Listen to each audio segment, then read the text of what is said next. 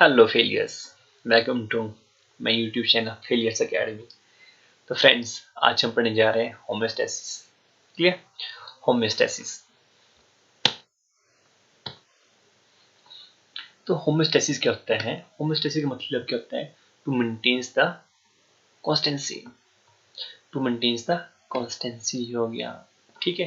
इसे कहते हैं होम्योस्टैसिस हो गया। इसको हम इस तरह समझते हैं कि सपोज बाहर आपका पहले नॉर्मल टेम्परेचर था, बहुत ज़्यादा कोल्ड हो गया, बाहर कोल्ड हो गया। क्लियर? बहुत ज़्यादा कोल्ड हो गया, ठीक है। Despite of the cold in external environment, जो इंटरनल इन्वायरमेंट है उसका टेम्परेचर कितना रहता है हमारा? हमेशा 37 डिग्री सेल्सियस रहता है, चाहे बाहर बहुत ज़्यादा कोल्ड हो या बहुत ज़्यादा आपका हॉट हो। क्लियर? हमारा इंटरनल टेम्परेचर हमेशा कॉन्स्टेंट रहता है, आपका 37 डिग्री सेल्सियस था। ठीक है, साइंटिस्ट थे, ठीक है, क्लॉडे बर्नार्ड। ठीक है, जो क्लॉडे बर्नार्ड थे उन्होंने क्या कहा था कि despite of changes in external environment, ठीक है, like for example cold, ठीक है, ठीक है, the body will always try to maintain a stable internal environment. Body always tries to maintain the stable internal environment. Clear? जो क्लॉडे Bernard थे इन्होंने एक टर्म दी थी। क्या टर्म दी इन्होंने? मिलियो इंटीरियर। ठीक है, जो मिलियो इंटीरियर टर्म थी इसको बाद में किस साइंटिस्ट ने चेंज किया? वॉल्टर कैनन ने। वॉल्टर कैनन ने इससे कहा आपकी होम्योस्टेसिस। देखिए बता होम्योस्टेसिस क्या होता है कि अपने इंटरनल इन्वायरमेंट को हमने कांस्टेंट मेंटेन करना है। जो हमारी फिजियोलॉजिकल लिमिट्स होती है उसी में हमने इसको मेंटेन रखना है। ठीक है, ना फिजियोलॉजिकल लिमिट से ऊपर जाना चाहिए, ना ही आपके नीचे आना चाहिए, जो कि फिजियोलॉजिकल आपकी रेंजेस आपकी होती है। क्लियर? इसे कहते हैं होम्योस्टेसिस कहते हैं। क्लियर? तो होम्योस्टेसिस को मेंटेन करने के लिए हमारे पास तीन mechanism. Positive feedback control system होता है, ठीक है, नेगेटिव फीडबैक कंट्रोल सिस्टम होता है, और एक फीड फॉरवर्ड कंट्रोल सिस्टम होता है। ठीक है, इसे कहते हैं हम एंटीसिपेटरी कंट्रोल सिस्टम भी कहते हैं। क्या कहते हैं? Anticipatory control system. Anticipatory control system. Clear? तो हम सबसे पहले पढ़ेंगे आपका नेगेटिव फीडबैक कंट्रोल सिस्टम। क्या पढ़ेंगे? Negative feedback control system. Negative feedback control system देखो क्या होता है कि आप जो आपका इनिशियल स्टिमुलस आपको आता है, ठीक है, it decreases with time. Initial stimulus जो आपका आरएमआर के स्टिमुलस है, ठीक है, इट डिक्रीजेस विद टाइम से आपका डिक्रीज आपका होता जाता है स्टिमुलस वगैरह। ठीक है, इसका ऑपोजिट जब हम पॉजिटिव फीडबैक पढ़ेंगे, ठीक है, उसमें क्या होता है कि जो इनिशियल स्टिमुलस है, ठीक है, इट इंक्रीजेस विद टाइम होता है। ठीक है, it increases with time, but negative feedback में जो इनिशियल स्टिमुलस होता है it decreases with time.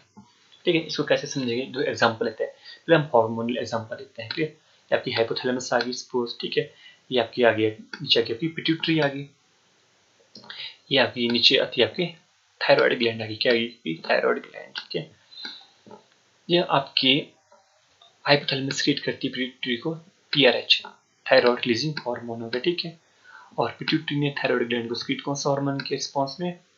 Thyroid stimulating hormone, thyroid stimulating hormone TSH. ठीक है, पिट्यूटरी ने आगे आपके T3 एंड T4 आपके रिलीज कर दिए, T3 एंड आपके T4।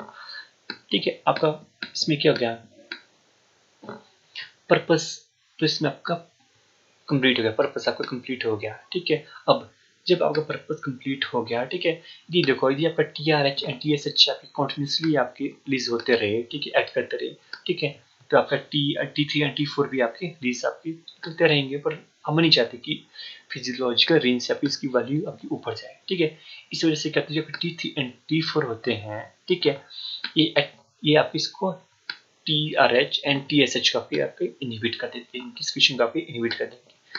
जैसे इनकी सिक्रीशन आपकी इनहिबिट आपकी हो जाएगी, क्लियर, तो आपका T3 T4 की आपकी सिक्रीशन भी थायराइड से आपकी कम हो जाएगी। लगे पता? पहला एग्जांपल। ठीक है, और एक और एग्जांपल लेते हैं ब्लड प्रेशर का। ठीक है, सपोज टू भी हम कर रहे हैं एक्सरसाइज कर रहे हैं, ठीक है, एक्सरसाइज कर रहे हैं, ठीक है, तो जब एक्सरसाइज में आप मेटाबॉलिक रेट क्या होता है? आपके हाई होता है, मेटाबॉलिक रेट आपका हाई होता है। हाई मेटाबॉलिज्म के लिए हमें ब्लड फ्लो की आपकी ज़्यादा ब्लड फ्लो की जरूरत होती है आपके मसल्स में। ठीक है, तो आपका बीपी आपका रेज हो जाता है। ठीक है, बट बीपी आपका रेज हो गया, पर जैसे ही मैंने एक्सरसाइज आपकी खत्म की, एक्सरसाइज में कंप्लीट हो गया, ठीक है, बीपी को अपने नॉर्मल रेंज में आपके आना है। ठीक है, बीपी को नॉर्मल रेंज में आपके आना है, जो उसकी नॉर्मल रेंज थे। ठीक है, तो जो आपकी इसमें कहते हैं बैरो रिसेप्टर्स होते हैं, कहते हैं बैरो रिसेप्टर्स होते हैं पेरिफेरल जो कैरोटिड बॉडीज वगैरह में आपके मिलेंगे बायोरिसेप्टर होते हैं, ठीक है। ये आपके हाई बीपी को आपके सेंस करेंगे, ठीक है, आप सेंस करेंगे, हाई बीपी को आपके सेंस करते हैं, आपके बायोरिसेप्टर आपको सेंस करते हैं, ठीक है। और 9th और 10th क्रेनियल नर्व की हेल्प से, ठीक है, ये आपके सिग्नल का विजिट आपकी मेडुला में, ठीक है, मेडुला में आपके सेंड करेंगे, ठीक है। जैसे सिग्नल आपके मेडुला में जाएगा, मेडुला आपकी क्या करेगा, सिंपैथेटिक एक्टिविटी को आपकी इनहिबिट करेगा और आगे पैरासिम्पैथेटिक एक्टिविटी को आपकी इंक्रीज करेगा, और ये पैरासिम्पैथेटिक एक्टिविटी आपके बीपी को आपके डिक्रीज कर देगी। क्लियर लगे पता, ठीक है। ये आपका बैरो रिफ्लेक्स कहते हैं, इसे कहते हैं बैरो रिफ्लेक्स कहते हैं। लगे होता है नेगेटिव फीडबैक का। देखो नेगेटिव फीडबैक में आपका क्या चाहिए, स्टिमुलस का था, क्या था यहाँ पर आपका रेज्ड बीपी, ठीक है। रिसेप्टर क्या था आपके बैरो रिसेप्टर थे, ठीक है। सेंटर क्या था आपका मेडुला था, ठीक है। एंड इफेक्टर ऑर्गन आपकी आ गई, ठीक है। नीचे आपके इफेक्टर ऑर्गन आ गई जिसमें रिस्पॉन्स आपको देना है, ठीक है। इफेक्टर ऑर्गन में होती है, ये आपकी चीज आपकी प्रेजेंट आपकी होती है आपके नेगेटिव फीडबैक में, ठीक है। नेगेटिव फीडबैक में ही हम एक चीज पढ़ते हैं गेन करता है। सपोज एक्सरसाइज से पहले आपका बीपी था 120 mm ऑफ Hg, ठीक है। जब आप ड्यूरिंग एक्सरसाइज के टाइम जब आपका बीपी रेज हुआ, कितना पहुंचा आपका, suppose to be 180, suppose to be 180 हो गया, ठीक है। जब आफ्टर एक्सरसाइज के बाद बैरोसेप्टर बैरो रिफ्लेक्स के थ्रू जब आपका बीपी आपका लो हुआ तो आपका कितना पहुंचा आपका 150, आपका इतना कम कितना हो गया आपका 150 आपका कम हो गया, ठीक है। 150 में आपका बीपी पहुंच रहा है। तो गेन का फॉर्मूला क्या होता है, गेन होता है आपकी कितनी अपनी करेक्शन की सी एंड कितना आपका एरर रहा, error means to correct, error means to correct होना, ठीक है। Correction and error means to correct. Correction कितनी की आपके बायोरिसेप्टर ने, ठीक है, कितना था 180 से कितना पहुंचा इसने 150, कितनी करेक्शन किसने 30 की, ठीक है। 30 की क्योंकि आपकी इसकी 30 की, ठीक है। और एरर कितना रहा, कितने इसको पहुंचाना चाहिए था 120, एरर मीन्स टू करेक्ट कितने 120 से पहुंचाना था, पर इसने कितना पहुंचाया आपका 150, कितना एरर रहा यहाँ पर आपका 30 का एरर रहा, ठीक है। 30 एरर मीन्स टू करेक्ट कितने बीपी था 30 में Hg बचा ना करेक्ट करने के लिए, एरर मीन्स टू करेक्ट, ठीक है। और कितना आई गेन कितना हुआ आपका 1।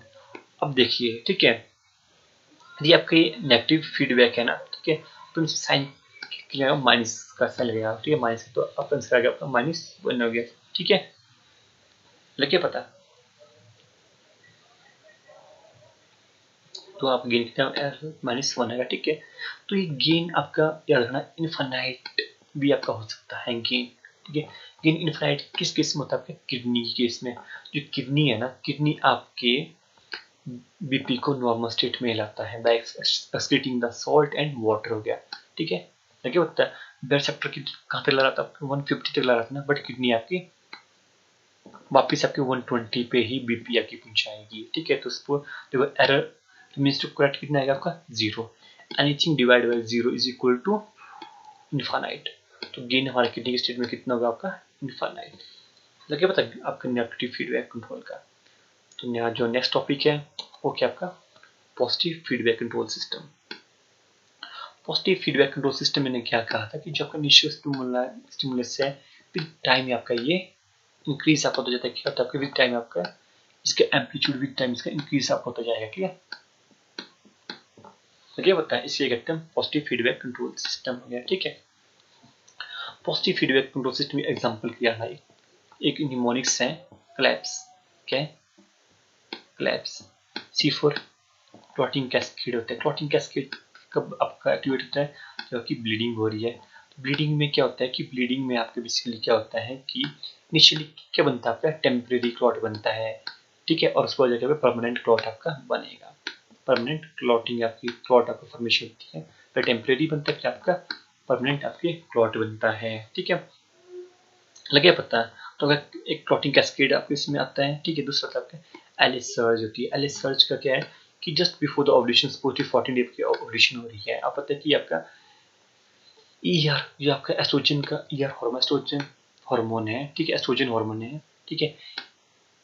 ये आपका पीक होता है, पीक वैल्यू पे आपका होता है, ठीक है। ये जो आपका रिच्ड एस्ट्रोजन है, ठीक है, लुटिनाइजिंग हार्मोन को भी आपका इंक्रीज करता है, ठीक है। देखिए पहले आपका क्या था, पॉजिटिव नहीं, इसके एम्पलीट्यूड को बढ़ा रहा है, पहले कम था तो इसके एम्पलीट्यूड को और इंक्रीज कर रहा है, ठीक है।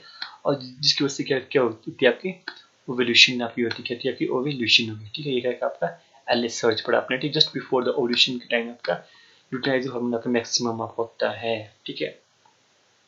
किसका एग्जांपल है, एलिस सर्च का एग्जांपल क्या आपका ये वाला आपका आ गया, पॉजिटिव फीडबैक का एग्जांपल क्या आपका एक एलिस सर्च आ गया, लगे पता। तो ये चीजें एक्शन पोटेंशियल होता है, ठीक है। नॉर्मल एक्शन पोटेंशियल का सपोज, ठीक है, ये आपका एक्शन पोटेंशियल की बात कर रहा हूँ मैं, ठीक है। सपोज आप रेस्टिंग मेंबर पोटेंशियल की आपका 60 मिलीवोल्ट है, ठीक है,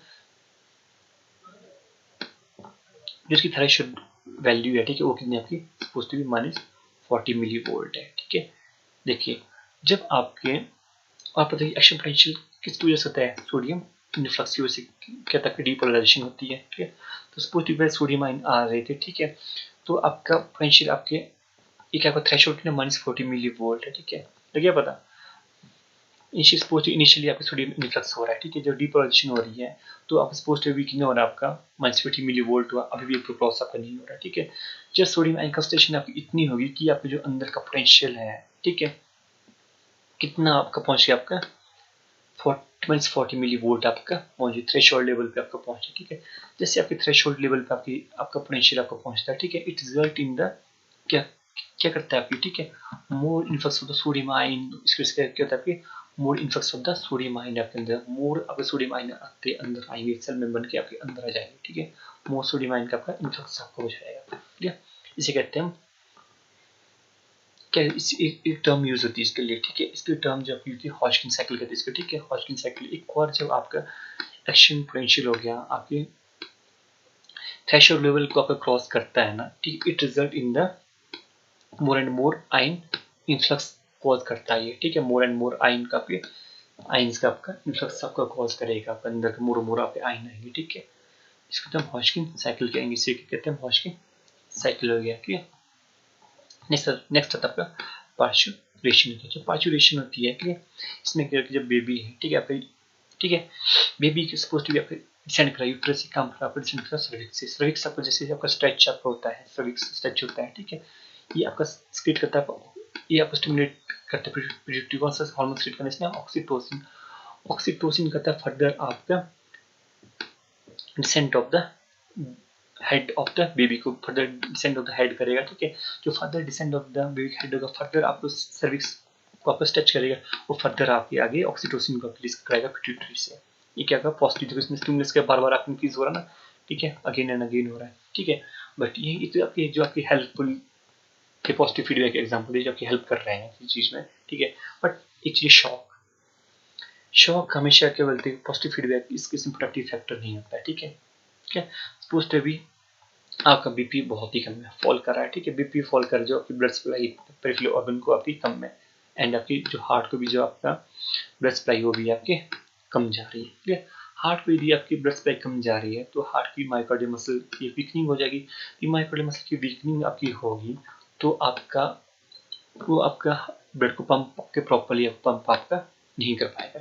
यदि ब्लड आपका प्रॉपरली पंप नहीं हो रहा, फर्दर आपका पेरिफेरल में जो आपका ब्लड है, ठीक है, वो कम जाएगा, ठीक है, कम जाएगा, और फर्दर आपके अंदर कम जाएगा, ठीक है। फर्दर आपके मायोकार्डियल मसल को आपकी ब्लड कम मिल रहा है और ये फर्दर आपके आगे बीपी का डिक्रीज होता जा रहा है, ठीक है।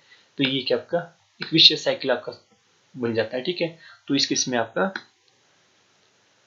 पॉजिटिव फीडबैक मैकेनिज्म आपका प्रोडक्टिव फैक्टर आपका नहीं है, क्लियर। तो ये हमारा positive feedback control system. Next आता है फीड फॉरवर्ड कंट्रोल सिस्टम।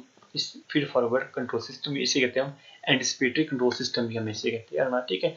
जब भी हम फीड फॉरवर्ड कंट्रोल सिस्टम की बात करेंगे हम करेंगे दो ऑर्गन्स की बात, ठीक है, हाइपोथैलेमस एंड सेरेबेलम, क्लियर। इसके एग्जांपल है, ठीक है, सेरेबेलम हो गया, ठीक है, सपोज टू भी आगे से कार है, कोई ड्राइविंग कर रहे हो, ठीक है, आगे से एक car, not car, suppose to be आगे से आपके डॉगी रोड क्रॉस कर रहा है, ठीक है, आप कार ड्राइव कर रहे हो, ठीक है।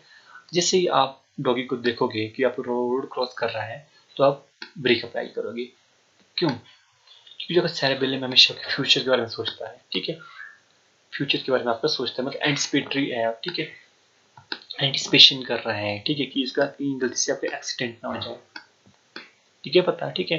तो यह आपका एक एग्जांपल है। और हाइपोथैलेमस हाइपोथैलेमस का रोल कहाँ आता है आपके बॉडी टेम्परेचर को मेंटेन करने में। क्लियर। सपोज आपके बाहर बहुत ज़्यादा आपका कोल्ड है, ठीक है, तो बॉडी के जो आप एक्सटर्नल इन्वायरमेंट है, ठीक है, आपकी स्किन हो रहा है, ठीक है, उसका टेम्परेचर भी आपका डिक्रीज हो रहा है, ठीक है। इस केस में जो आपकी हाइपोथैलेमस है, ठीक है, क्या क्या क्या करती है, आपकी शिवरिंग स्टार्ट हो जाती है बंदे को। हाइपोथैलेमस स्टिमुलेट करती है फॉर शिवरिंग के लिए। किसके लिए? शिवरिंग स्टार्ट हो जाएगी, ठीक है, जो आपके टेम्परेचर को मेंटेन करने में आपकी हेल्प करेगी, ठीक है। अब आपके टेम्परेचर को मेंटेन करने में आपकी हेल्प करेगी। तो क्या पता है, ठीक है, हमेशा याद रखना कि सेरेबेलम एंड हाइपोथैलेमस ये एग्जांपल किसके हैं? फीड फॉरवर्ड कंट्रोल सिस्टम के। क्लियर। तो प्रॉपर्टीज ऑफ होमोस्टेसिस में आती दो, एक चीज आती है आपके प्रायोरिटाइजेशन, एक चीज होती है डायनेमिक इक्विलिब्रियम। डायनेमिक इक्विलिब्रियम की बात करते हैं, क्या होता है डायनेमिक इक्विलिब्रियम? डायनेमिक इक्विलिब्रियम की बात करें, आपको पता है कि आपके होमोस्टेसिस क्या करें? आपको internal environment, stable internal environment maintain रखना। इनका काम किसका? होमोस्टेसिस है ना आपका। होमोस्टेसिस मतलब क्या? आपको अपने स्टेबल इंटरनल इन्वायरमेंट रखना है, ठीक है। बट जो का स्टेबल इंटरनल इन्वायरमेंट है, इसकी प्रॉपर एक रेंज होती है। सपोज बीपी आप, ठीक है, अब सपोज बीपी है, ठीक है, 120 टू 140 है, ठीक है। नॉट बीपी की बात नहीं करेंगे, प्री हाइपरटेंसिव आ जाता है। सपोज हम बात करते हैं आपके हार्ट रेट की। नॉर्मल हार्ट रेट कितने लेते हैं? 60 टू 100 लेते हैं, 60 टू 100 लेंगे, ठीक है। इसके बीच में आपकी जो भी आपकी वैल्यू होगी आपकी नॉर्मल आएगी, ठीक है। इसका मतलब क्या? आपका जो आपका होमोस्टेसिस है, किसी भी इंटरनल फिजियोलॉजिकल जो आपकी रिस्पॉन्स है, फिजियोलॉजिकल जो आपकी प्रोसेस है, इसको हमेशा एक नॉर्मल रेंज में ही मेंटेन रखता है, नॉट अ स्पेसिफिक वैल्यू में नहीं रखेगा, ठीक है। लगे पता डायनामिक इक्विलिब्रियम है, इसके बीच में फ्लक्चुएट कर सकते हैं आपकी वैल्यू, ठीक है। दूसरी थी प्रायोरिटाइजेशन। प्रायोरिटाइजेशन की बात क्या है कि जो आपका होमोस्टेसिस है ना, ये प्रायोरिटाइज करता है। सपोज आपको बीपी को आपको रिलीज करना है, ठीक है। इसके लिए आपकी जो किडनी है, किडनी है, ठीक है, यूरिन एक्सक्रीशन आपकी कम हो जाएगी, यूरिन आपका एक्सीट करना कम हो जाएगा, ठीक है। देख रहे हो आप, ठीक है, बीपी को मेंटेन करने के लिए आपका यूरिन जो एक्सक्रीशन है आपके कम कर रहा है, ठीक है। तो किसको प्रायोरिटी दे रहा है? आपकी ब्लड प्रेशर को रेज करने में आपको प्रायोरिटी दे रहा है, ठीक है।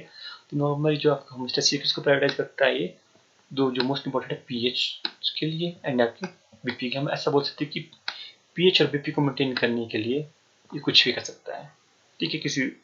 किसी मानो किसी जान भी ले सकता है, क्या ये है होमोस्टेसिस। लगे पता? तो this is about the homeostasis. So क्या है, यदि आपको वीडियो पसंद आई तो प्लीज यार to like, comment and share. Thank you.